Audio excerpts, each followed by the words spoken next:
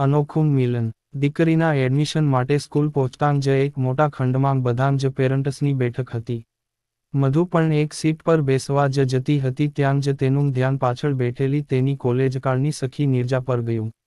બંને એકબીજાને જોઈને ખૂબ આનંદ પામ્યા. નીરજાએ મધુને પૂછ્યું, તું દિલ્હીથી અહીં ક્યારે શિફ્ટ થઈ? અરે યાર, લોંગ સ્ટોરી છે.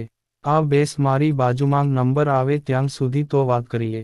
બંને બેનપણી વાતોએ ચઢી. કોલેજ ટાઈમથી જ તને તો ખબર જ છે કે આરવ અને હું પ્રેમમાં હતા. આરવ દિલ્હીના મોટા બિઝનેસમેનનો પુત્ર હતો.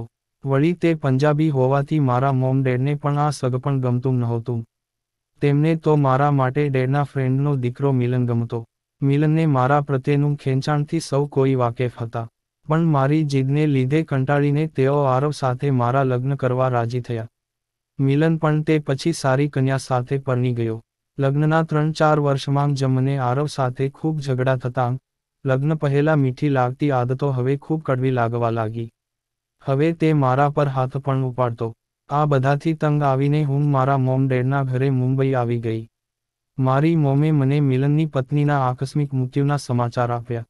છેલ્લા 1 મહિનાથી હજુ પણ તેઓ ખૂબ શોકમાં છે. હું પણ સાંભળીને હતપ્રભ થઈ ગઈ. હું મિલનને મળવા તેના ઘરે પહોંચી. મિલનના મમ્મીએ દરવાજો ખોલ્યો. મને જોઈને અંદર આવવા કહ્યું. તેમની પાછળ 2 વર્ષની મિલનની દીકરી ઊભી હતી. તેને જોતા જ મેં તેને તેડી લીધી અને રમાડીને તેનું નામ પૂછ્યું. તેનું નામ સાંભળીને હું ખૂબ નવાઈ પામી. તેનું નામ મધુલિકા હતું. મિલનની મમ્મીએ જ મને કહ્યું કે તારા પ્રેમની યાદગીરી રૂપે જ તેણે દીકરીનું નામ મધુલિકા રાખ્યું છે.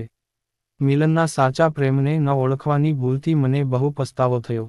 ભૂલને સુધારી લેવા જ મેં મિલનને સામેથી લગ્નનો પ્રસ્તાવ મૂક્યો.